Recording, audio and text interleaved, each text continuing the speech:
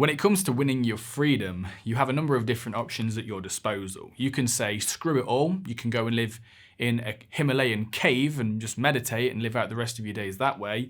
You can join an ashram or a monastery. You can shave your head and become a Zen Buddhist. You can do a number of different things. You can say, I'm just going to focus solely on my creative endeavors and renounce the whole pressure of starting a family and getting a mortgage and the rest of it. Or you can say, right, I am going to save all my money until my retirement. I'm going to put it all into that, and then by the time retirement comes, that's when I will enjoy my freedom. There are countless different ways of attaining your freedom, but in this episode of the Ikario podcast, Shane and I discuss the method that we recommend the most, and this is entrepreneurship. We talk about the different paths towards freedom. We talk about why entrepreneurship is something that specifically Shane chose a long time ago and has had great success with, the pros and cons of each of these, and we also talk about how to become a full stack successful entrepreneur. In this episode, we break it down. We talk about how to become a full stack successful entrepreneur from the perspective of the 6 major entrepreneurial skills. We also help you, as always, with practical tips and tools to become proficient at each of these areas. Show notes for this episode can be found at ikario.com/045. I sincerely hope you enjoy the episode.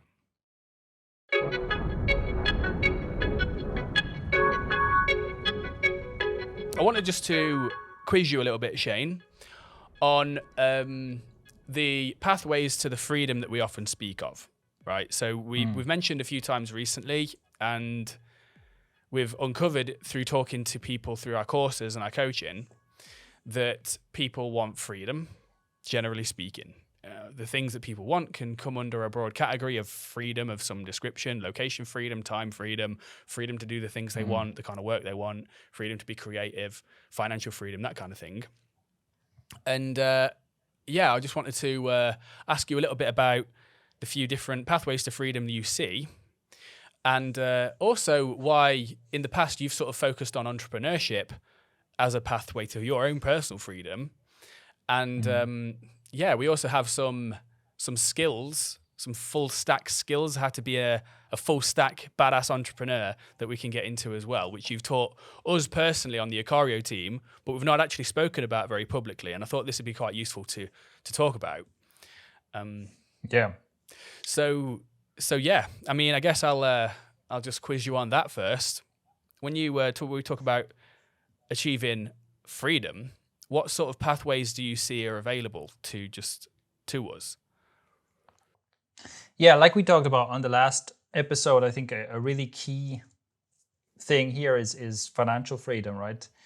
If you're in a situation where you are spending most of your time doing things because you have to instead of because you choose to, that's a serious limiting factor on your freedom, right? And so I think that's unfortunately quite a common situation, right? That people are essentially, they're doing work that, is anywhere between they absolutely hate it, but they have to keep going, but they're essentially stuck in a treadmill, right? Of having to earn money to pay the bills and then having to do it all over again every month, basically, right? Or in a better case, it's like, okay, maybe you don't hate your job, maybe your job is okay, but still it's like, if you were 100% in charge of designing your ideal life, you wouldn't be doing what you're doing, right? And so it's like, I think that's a pretty serious limitation on your freedom. And one way out of it is definitely like to find your dream job, right? Because I think that, let's be clear, if the goal is not to like never work again, I think that's actually if you did that, if it's like, oh, I won the lottery, I'm never going to work again, you're probably going to end up not feeling great. I think that work, whether you call it work or something else, but basically actively doing things and being in the process of creating something or supporting something that is somehow meaningful to you, that is actually pretty important for human well-being, I think. So I do think that one pathway to freedom is to find a job that it was really aligned with your values and your strengths and so on. And that doesn't mean that you always love it nonstop, but it's just like, you're like, yeah, this is mostly what I want to be doing with my time. And maybe it also gives you decent amounts of freedom in terms of, you can take some time off. You don't have a schedule. It's not one of those jobs where you're kind of expected to just sacrifice every free minute of your life for your career advancement, this kind of thing, right? So I think if you think of just like work and jobs and employment, there's a really wide spectrum that goes all the way from terrible jobs don't pay you well, all the way to you're doing something that you absolutely love and you also happen to get paid really well for doing it. So that is definitely a potential pathway. And I think that also heavily depends on your essentially where you are, because I think there are some, like, just as an example of this, if you think of like a Scandinavian country, most Scandinavian countries are fairly wealthy, have fairly high levels of like life satisfaction and so on. And so there it seems like you can probably have a career, have employment, and have relatively high levels of freedom and happiness and so on, right? Whereas in many other countries and maybe less developed countries, right, if we're talking about maybe South America somewhere or something like that, it's going to be much rarer that someone has access to a really fulfilling career that gives, good pay and freedom and so on. So it's also a thing to consider, right? Like if you're in a place where you're like, oh yeah, I can get a good education, that I can get a good job, but this is actually all fine. It's like you're really lucky if those are the circumstances you find yourself in, But yeah, that would be one path, right? Basically through career advancement. And we could break this down into subcategories, but I would say that entrepreneurship is a very common path, and it's a path that's more widely available, right?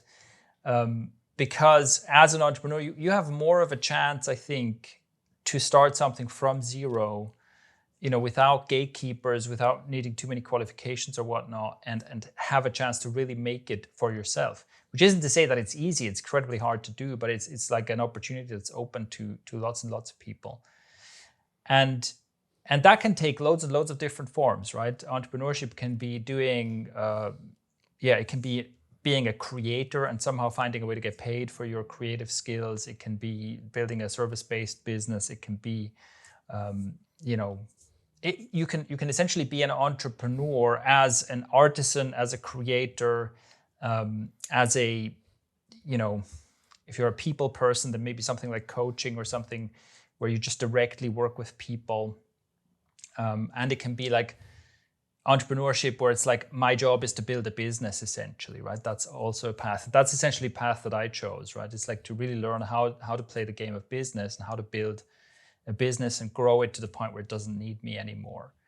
And yeah, that's the path I chose. And I think that, look, at the time when I started out as an entrepreneur, it's not like I was highly aware of all the different options. It's not like I knew what I was doing. It was just like, oh, this could work. Since I couldn't find a job, if I found one, I couldn't keep it. I was like, well, I have to do something on my own almost, So it wasn't like a massively strategic decision.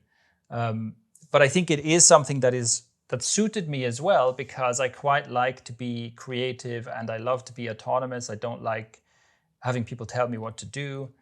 And so for me, it was a good fit. But yeah, it is a very challenging path. But if you do it successfully, I think it can be one of the greatest paths because it really opens up so much freedom. And here's the key, right? On the one hand, you can think of freedom as the goal. So I build a business and then I sell it for millions of dollars and then I retire essentially. Now I have total freedom, right? I can do whatever I want.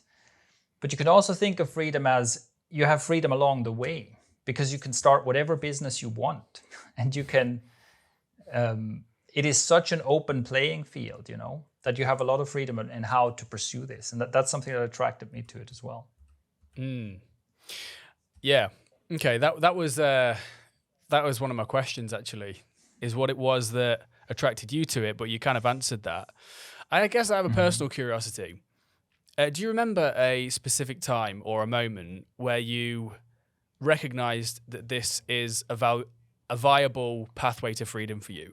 Like maybe when you made there was your first bit of success where you're like, actually, you know what? I'm going to keep doing this. Yeah. Because there's usually some skepticism in the initial when someone starts doing this. Yeah. Maybe they've got people around them that are sort of not from the entrepreneurial either mindset or that world, and they just don't think that it's available or it's a good option. Maybe they're getting pressure, people telling them they should get a job and follow this path and that path. But yeah, I'm wondering, around what point did you recognize that you could really, this was a pathway to personal freedom?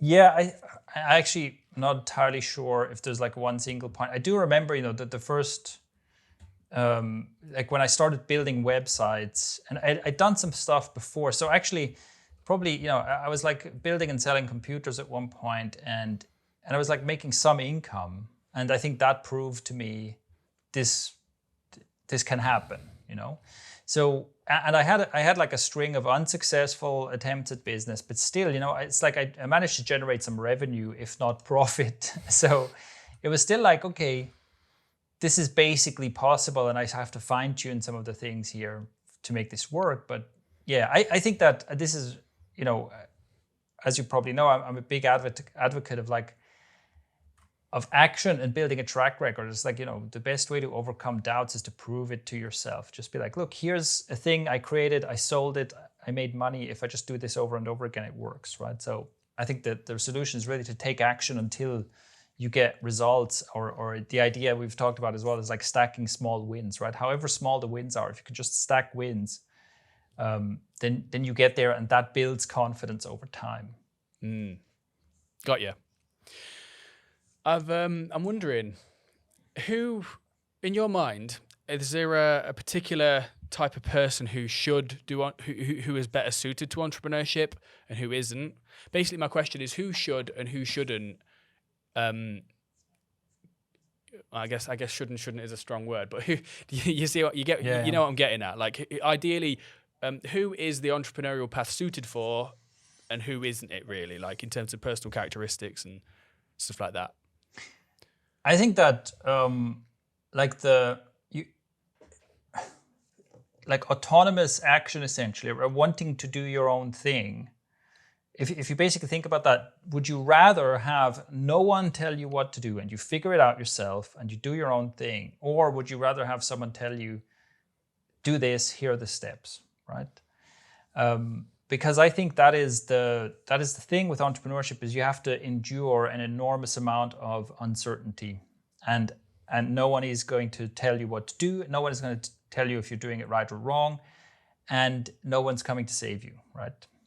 And so that is something you have to be able to endure that, and you have to be able to potentially endure a few years worth of that before things start working out.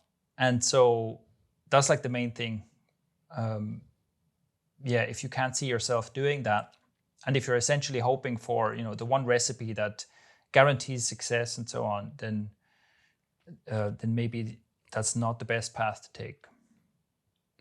Yeah, I understand. And one thing, when I started to do a bit like more online work, one thing that genuinely frightened me at times, still kind of does to a degree, is uncertainty. Like when I started, I mean, right now my tolerance to uncertainty is greater, but at the time it was really difficult. That's kind of why I hired like overpriced mentors and stuff to basically, like, the unconscious sort of desire there was like, I don't like this uncertainty. Yeah. I don't like taking responsibility for making a decision, going this direction, and it may be not working out. So I basically hire this guy to tell me what to do. So it's like it's a displacement of responsibility and an attempt to basically find a boss, essentially. I think that's what a lot of these shady products, right, that promise quick and easy riches, the recipe for quick and easy riches kind of thing, right, the fake guru scams. That's kind of what it comes down to. It's, trust me, I'll tell you what to do, so you don't have to worry about this. But that's just not how it works. Yeah. Yeah. So before we sort of move on and talk more about entrepreneurship as a pathway, as a viable pathway, how you build this, how you actually make this work, I wanted just to ask you quickly about other pathways of freedom, perhaps ones that aren't quite as well, they're not quite as commonly thought about in the West. Like, I'm just imagining these yogis and stuff that are basically renouncing the world altogether. They live in an ashram for the rest of their life, or these people who live in a monastery. A lot of people from the West do that. They'll go over to these monasteries and ashrams and just live there for years and years and years. And they'll essentially, a lot of these places will subsist on donations and stuff like that. So that I see that as they're trying to attain a level of freedom too. And I'm just wondering what you thought about, like, completely like renouncing materialism, consumerism, the West, and just doing something completely different. I'm wondering what your thoughts are on that. Yeah. Well, I think that, that's in a way, maybe that's the more viable path almost, right? Where, ultimately, I do think that the premise is correct, that the problem is wanting all this stuff and being caught up in all this. I want to make more money so I can afford to live in a nice place, so I can do this, so I can do that. It's all this desire. It's like that's the source of your suffering ultimately, right? It's like we've talked about before. I love this saying, not wanting something is as good as having it. And so if you could get to the point where you just want nothing, then you've probably attained ultimate peace, right? I can't say this from first-hand experience, but it makes sense to me, right? And so, I think like basically opting out of the game completely is definitely a path to freedom.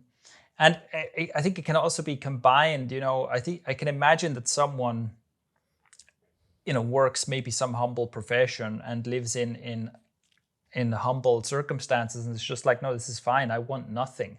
Basically attained inner peace. And so it doesn't matter to me that my work is hard. It doesn't matter to me that the nights are cold in my little apartment or whatever, because I want nothing. I'm beyond that, right? I think that is a path to freedom, and there's essentially nothing wrong with that. I think there's also, one thing about the people who live in a monastery or something like that, well, someone's paying for that, right? It's not that they've opted out of the money game. It's just that they've made the money part someone else's problem. And personally, I would find that quite difficult to just be like, oh yeah, I'm going to sit here, meditate, and it's like someone else is paying for my lifestyle. I don't like that. Okay, so personally, I would really, it'd be a struggle for me to overcome that, But I do think that I know people as well like this who live kind of a nomadic lifestyle or a nomadic existence, not necessarily in the sense that they always travel around, but more like that, it's not like they're pursuing a career path and building a home or something like that. It's more like they're just kind of drifting through life, but not in a way as like they're clueless. It's more like they're going with the flow, and they manage to always go with the flow. They manage to always figure things out and sort things out without having like this goal-focused pursuit of things. So that seems to work too. And of course, look, there's not many left, but there are people who essentially live as human beings lived for most of our existence, in a hunter-gatherer tribe or something, where I also, obviously I don't know that much about it, but I think that's also, I think those people are probably much more free than most of us can ever hope to be, But whether we can, would that be an option for me? I'm not sure if I could. I feel like I'm too far gone, I'm too far gone into civilization to be able to attain that kind of freedom. I mean, I don't know, Shane. Next time you shave your head again, maybe, you're kind of halfway there, right? You just got a robe to put on. And then next thing you know, just plonk yourself in an ashram. You basically, you've got the look.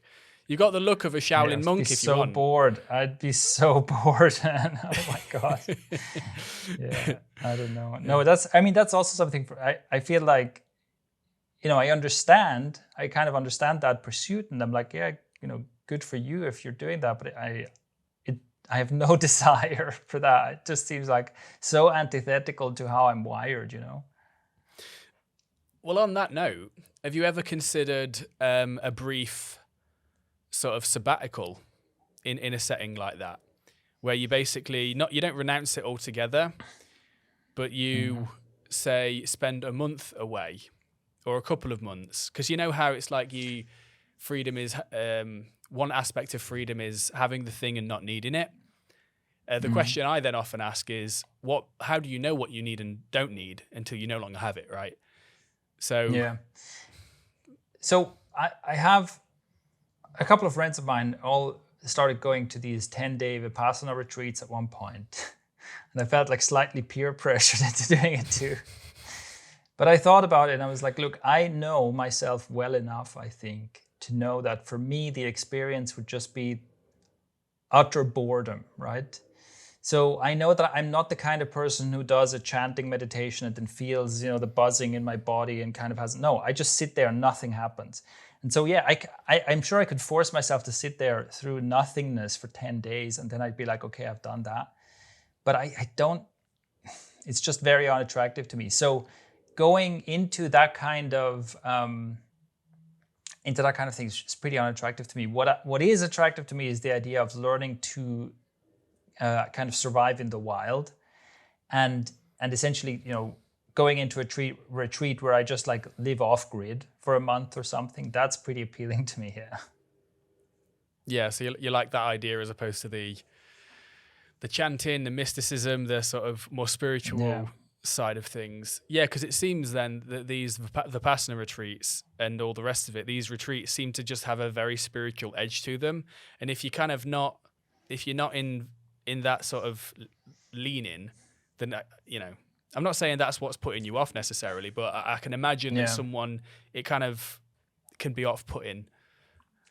Yeah, I'm just like I'm generally a non-responder, to these kinds of things. I just know that from experience. If you tell me, oh my God, you should try, acupuncture. It's amazing. For me, it does nothing. You should try this meditation. I felt like I was high. For me, it does nothing. Oh, you should try. I've done a lot of this stuff, right? I've spent years practicing like qigong and tai chi and stuff like that, and I've seen, I've been in rooms of people like, see it shaking and vibrating and whatnot because they were so high on this experience, and I'm just standing there going, okay, there's nothing here. Whatever's happening is not happening here, So it's like I just fully expect to be a non-responder to Vipassana retreats as well, Yeah, I get this. I get this funny image of you just in a yoga hall, just full of hippies who are just writhing about like, at one with the universe, and then the camera's just panning along, and then it just shows Shane just like, just looking around like, yeah, I mean, I want to feel that way, guys, but I just don't. I do. I honestly do. I envy them. Yeah. There's a lot to envy with that.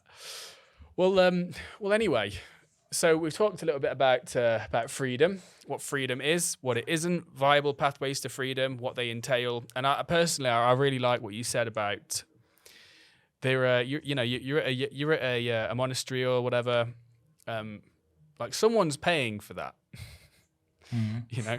Like you're eating, you're staying in a place and whatnot. The monastery was built not by you.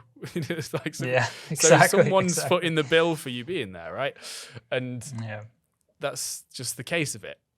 So that's just something I resonated with. Well, moving on. Let's pick then, because this is your wheelhouse. Obviously, you've mentioned you've not stayed in monasteries and stuff. You're a non-responder to this. Entrepreneurship is your jam. So one thing that there's a document that you shared with us on the Ikario team quite a while ago, actually. And it's a document that I keep referring to. And that document is in our Notion. It's the top entrepreneur skills. When you shared this with us, and I know that members on the Ikario team still keep referencing this, and I talk to my coaching clients about this quite a lot. So if I'm not mistaken, making entrepreneurship a viable option, a viable pathway to freedom, you need to become a full stack entrepreneur. You basically need to become a very skilled entrepreneur. Skill building is the way. Mm-hmm. Yeah, and it's like you either. So I shared this in this with the idea of here's what it takes to become a full stack entrepreneur, which is to say, if you want to start a business and you kind of want to do everything yourself, or you want to be capable of doing everything yourself, here's what you need. I think these are the core components of making entrepreneurship work. And you can either be good enough at each of these to do it all yourself, or you can partner up with people where you complement each other, right? But ultimately, I think these are, and essentially, it's essentially 4 areas of skill, with 2 of them have kind of a subcategory, right? So it's a total of 6 things that I think if you're good at these 6 things, then you can succeed as an entrepreneur. Or if you team up with someone, where you're good at 3 of them, they're good at 3 of them, or whatever, then I think you can make it work. Got you. Okay, sounds good. Well, shall we jump into these skills then? I want to talk a little bit about them. Just give me a little bit of an overview and how one would go about building each of these skills, and with the goal of becoming a full stack entrepreneur who could do these things if they needed to. That's like the long game result. So, what's the first one? I don't know if these are in order of importance and whatnot. They are kind of, but I mean, you have to do everything. They're kind of in chronological order, but you'll see. So the first one is, and actually, like, spoilers, right? The 6 points are, so market awareness, communication, selling, which is a subset of communication, and then creation, work capacity, and systematization, which is a subset of work capacity. So the first one is market awareness, and market awareness is about understanding what is going on in a marketplace, right? Because so very commonly a mistake new entrepreneurs make is they create a product that nobody wants. And that's a lack of market awareness, right? You make a thing and you're like, hey, I made a thing, who wants to buy it? And it's like, everyone's like, nobody wants to buy it, so nobody asked for this, That's not a good place to be. And so the solution to this problem is you have to have market awareness. You have to understand, what do people need? What is a problem I can solve? What are people willing to pay for? And also, deeper than that, like, have a sense of, like, how do people think about this, talk about this, feel about this? And where can I reach those people, right? Are they, basically, where are these people hanging out, right? And that is all market awareness, like having a clear sense of what is going on. And it also includes having an understanding of the competition and the market landscape. Who is currently serving my target customers? What is their experience with those competing products? Or where are there gaps that those competing products are not covering, where I could step in? Or also, a lot of very successful products are essentially piggyback products, where you're like, okay, lots of people are using this solution, but this solution is missing a key feature that a subset of those people need. And I'm going to make an add-on, and sell an add-on for people to use. But again, you have to have the awareness of the people using this tool or service or whatever it is, and the subset of the people and the need that isn't fulfilled for them. All of that is basically market awareness. Got you. All right, that's clear. That's clear to me. So if a person has identified that market awareness is something that they struggle with, what's one thing that they could do that would help them build that? I think that the ultimate thing here, and people who followed my stuff have heard me talk about this a lot. The ultimate thing here is customer development, where you basically have conversations with people. You find ways to interview people, to have calls with people, to send surveys to people, to whatever, to join the conversation. This can happen in lots of ways. So you might find that, there's, I don't know, maybe there's on Twitter, there's a community of people that are all talking about a certain thing, and you start joining that conversation. And you then maybe start reaching out to people and say, hey, can I get on a 20-minute phone call with you? I'd love to ask you some questions about this because I'm, building a product and I'd like your input, or something like that, right? And you start having these real conversations with people where you ask them to talk about the problems they face in this specific area, the current solutions they've tried, what's worked for them, what hasn't, and so on. And I think that in the span of like 6 to 10 conversations, you can get so much rich information about about who your customers are and what they need and want and so on, it also kind of eliminates the need for a lot of other stuff. You know, it's like, oh, let's design a customer avatar and stuff like that, where it's like, if you just talk to a bunch of people, the customer avatar will essentially manifest in your mind. It will become so clear to you who's on the other side of this conversation that you don't have to go through a long theoretical exercise of trying to construct this person, you know. Cool. Yeah, that's clear. All right, the second one. Yeah, so skill number 2 would be communication. And this is kind of a broad category, but I think it works as a broad category because a lot of communication skills are transferable. Because so you have to be able to communicate for lots and lots of things in entrepreneurship. Not least is you have to be able to communicate like with people about, you know, who you are, what your product is, what problem it solves, and so on, right? But also, even if you're a solopreneur, you're probably not going to be alone. So you're probably going to still like work with, you know, maybe you hire someone to do some design work for you, or you have you know, product manufacturers who you communicate with or whatever. So communication is usually a big part of the game. And your ability to clearly explain what you need, to clearly explain, to just clearly communicate is really key. If you're not a good communicator, that will just cause loads and loads of friction and and frustration, basically slow you down a lot. And so that can be, communication can be anything from, you know, getting on a call with people on your team and explaining to them what needs to happen next. And the better you are at that, the better the outcomes will be, basically.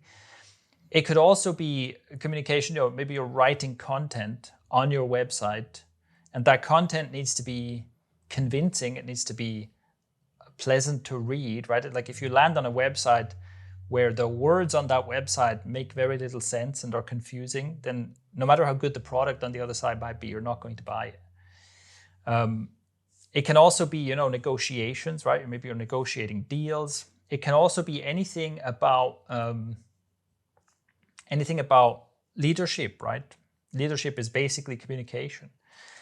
And I would also include in this category understanding graphic design. Doesn't mean you have to be a graphic designer, but graphic design is just a form of communication. And being able to look at a website or a design for a poster or whatever it is, and being able to determine, does this effectively communicate what we want to communicate, is very important, right? So the worse you are at this, the more obstacles you'll find in your way. And then an important subcategory of communication is selling specifically, because you have to do selling, whether that's through copywriting, you know, creating sales pages, sales videos, or direct selling, you know, maybe on the phone, maybe in person, maybe on a webinar. Ultimately, you have to be able to make a good sales pitch. And I think this is also important, even if you're not going to be the salesperson in your company. If you're the founder, if you're the CEO, you probably need to have a basic sense of how selling is done. You can't be a zero in this category and just hope that someone else will do it for you. That's probably not going to work out. All right. Yeah. Okay, that makes sense. So we've got communication and selling as a subcategory to that. So we've got 3 of them ticked off. Mm-hmm. What about the next one? There's number 4, right? Yeah. So the next key skill would be creation. And that is creating the product, as well as creating media around the product. And that there can also be overlap there between communication and creation. But think about it. Whatever it is that your business is, ultimately you're creating something. So the easiest example of this is if you're creating a physical product, and you have to be able to, there's a whole set of skills around this. Like you have to be able to ensure that you create the right kind of high quality physical product in large enough quantities you have to have whatever that process is, whether it is like artisanal, you make it, one by one by hand, or whether it is making sure that the whole process is set up so that your thing is manufactured the right way. That is what I mean by creation, right? There's some process that at the end of which you have a product, and that product is either good or bad. And that's a question of your creation skills. And so here you have to think of, in my specific niche and in my specific business, what is that creation process? And yeah, it can be anything from a manufacturing process for a digital product. It can also be, maybe it is a service that you're providing, but still it's like there's a skill involved in providing an excellent service that feels amazing to the person who bought it, versus one that feels frustrating and that people aren't going to be happy with. Creation can be, it can be creating, software, it can be creating media, it can be creating anything. It can be, online courses, for example, is something I've done a lot. And there it's also just a question of like, well, how good am I at teaching stuff in the medium of online courses? And that involves everything from, making presentations, recording them on video, editing them, uploading them, and so on. You just think about what is the end result that your customer is essentially paying for, the end result that someone buys, and how good are you at delivering a really good end result, right? All of that is part of creation. This is like I said, it's like highly, highly context dependent. It can be a totally different set of skills for different types of businesses. But yeah, I think the key is to think of it like that, to think of there's some product, and how good am I at creating this? And it can also, for example, for something like an information product business, so for online courses, it can also be, on the one hand, creating that online course. And on the other hand, there's also like the content marketing part. This is where it overlaps with communication, right? So, well, how do you attract people to your business in the first place? Maybe you're writing articles, maybe you are posting on social media, maybe you're creating videos. How good are you at creating this stuff? How good are you at simply delivering a good product that serves your business goals? That's what creation is about. I think that's something that very quickly, after sort of coming to Lisbon and sort of being in your orbit, I recognised that it's something that you taught me that was really useful, because at the time I was posting on Facebook all the time trying to get clients. And then I learned that you weren't ever on social media and you built businesses and stuff, and it was that's how you were successful, and you weren't on social media doing it. And I think through that the lesson was communicated to me that, like, to focus on the stuff that you're creating, because at the time I was just putting out little posts and stuff. I didn't really put much thought into them, because the emphasis at the time was just post more often. It didn't really matter what you post, just get attention. That was like my mentor at the time was like, just get attention. Attention is the main thing. It's the most important thing.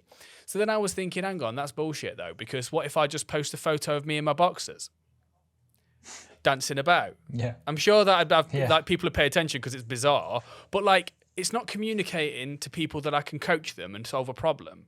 So it misses so much. So the thing is, like, what are you creating? Are you creating good stuff? Because if you're creating shitty stuff, even if you've got amazing marketing and selling and everything, if you've got the other skills and you can get people to your business and sell them on stuff, if the stuff that you're creating is shit, then it's like there's a ceiling on what you can accomplish, right? Yeah. Yeah, and it's also like, this is also something that I'm a big believer in, essentially product first. And this is also something that we are doing with Ikario, for example, right? We have spent most of our time so far focusing on creating good products. And my emphasis has always been on, let's make sure that we create really, really good outcomes for our customers. And as long as we're creating really, really good outcomes for our customers, I'm not that worried about the other parts. So we have not done a lot of marketing yet. We have not done a lot of the more public-facing stuff yet. And that is that's currently, as we're recording this is like a weak point in ikario as a business, right? We don't have strong like lead flow. But the thing is, I would rather be in a situation where we have really good products, where people who are our customers are like, holy shit, this is amazing. And then we can figure out how to get better lead flow going, than to be in a situation where it's like, okay, we have all this attention, but the thing that we're selling is just garbage, right? That's a much worse problem to have. Because I also think that really good products are self-perpetuating, right? To some degree, if you just make a kick-ass product, you can rely on kind of the word spreading by itself to some degree. I wouldn't 100% rely on that. But again, it's much better to have a kick-ass product with good referral flow and then add some marketing sauce to that than having all the marketing sauce and no product to back it up. And yeah, so the advice of like just get attention first and then figure out how to monetize it is, you're basically what that translates to is build an extremely inefficient funnel, right?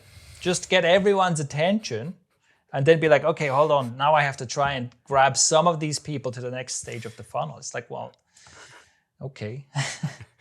Yeah, it doesn't make any sense to me.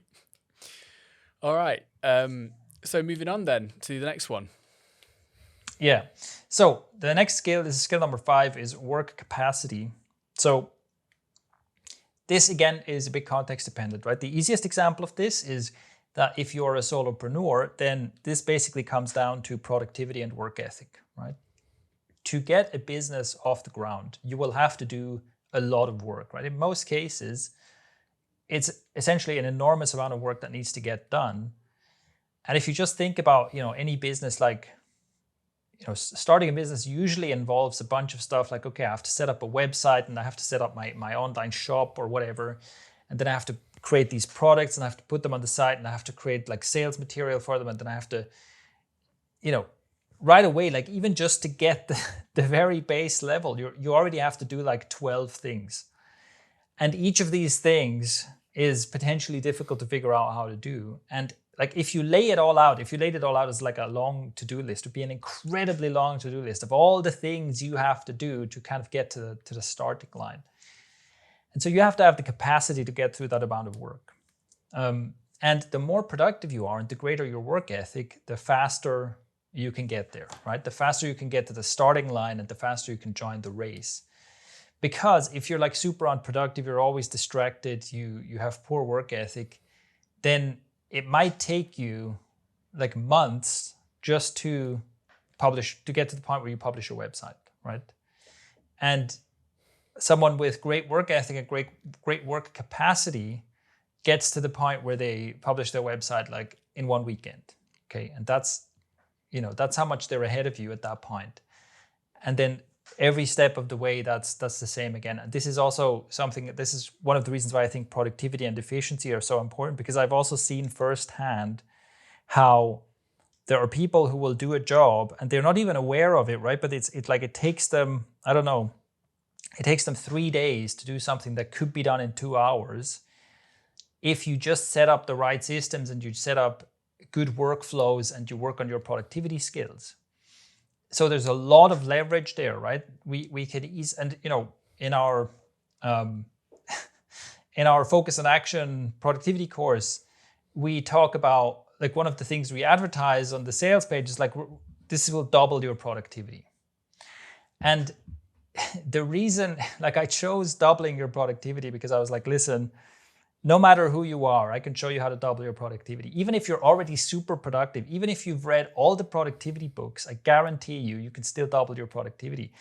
And I'm confident about that because most people can easily 10x their productivity from where they are, right? So you have various things that you do in your workflow. You have various processes where if you set up better processes, if you set up better prioritization and you make a more efficient workflow, like literally it will take you 10 times less to get the same result that you're getting now. And we have seen that, right? We have seen that with the people we've worked with as well. So there's a lot of leverage there, in other words. And that's basically work capacity, your capacity, your capability to get work done. And then this also kind of can be translated to an organizational level, right? Where it's like the people you work with, what is their work ethic like? What is their productivity like? The systems you create, how efficient are they, and so on. And that is where then systematization becomes that's the subset of work capacity, right? On a business level, systematization is about how good are you at setting up really efficient systems that very effectively do the things you need to do. And again, there's huge leverage there, right? Lots and lots of businesses are massively inefficient.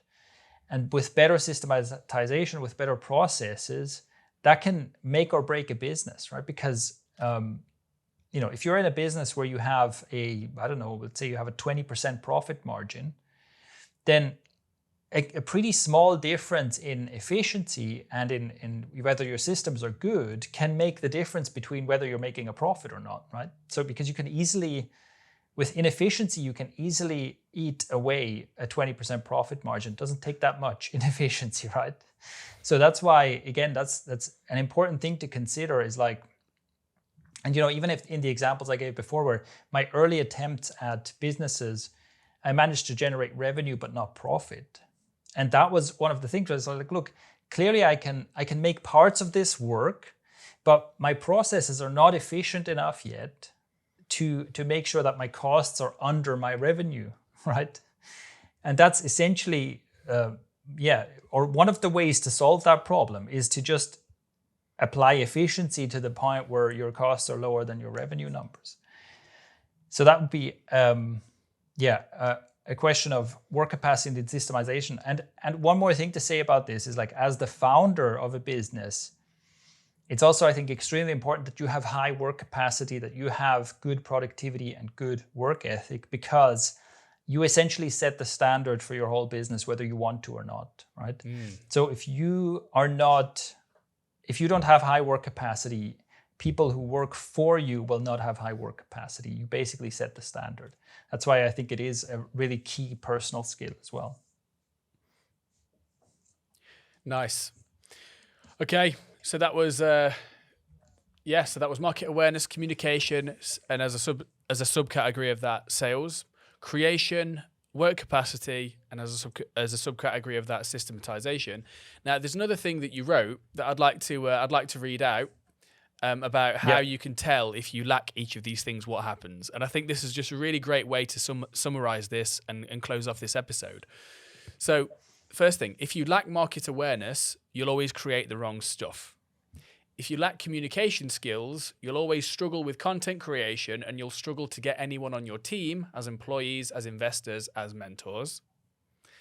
If you lack sales and marketing skills, you might make great products, but no one knows about them or is persuaded to buy them. If you lack creation skills, your ideas remain ideas. If you lack work capacity, your ideas remain half-finished ideas. And if you lack systematization, you'll fail at the first sign of success because you won't be able to keep up with even a small amount of demand. Sound about right? Yeah. And I think that this is also, to me, as the way I think this idea of these 6 skills can be used is, it is also like, you can look at where you are currently, and you can ask yourself on these 6 things. So again, market awareness, communication, sales, creation, work capacity, and systematization. Where is my current weakest link? And what you just read out kind of gives you a hint, right? So if you're in a position where you're like, damn, I have such a good product, and but nobody's buying it, well, then it's probably sales and marketing, right? Or if you're in the situation where you go, it's like, I have all these ideas, but I've never actually finished something. Well, then the problem is in the creation category, right? So it can kind of be used to reverse engineer your problem and to know what you need to prioritize, like which skill you need to prioritize in order to start making progress again. And by doing so, we hope that you become a full stack entrepreneur and achieve the freedom that you're looking for. I think that's it for today then, Shane. I think that's everything. We covered the whole shebang. Guys, once again, thank you for giving this a listen. Check out the show notes, ikario.com/045. And as always, if you want to leave a little cheeky little voice message, you can do that at anchor.fm/ikario. And with that, we will see you guys next week. See ya.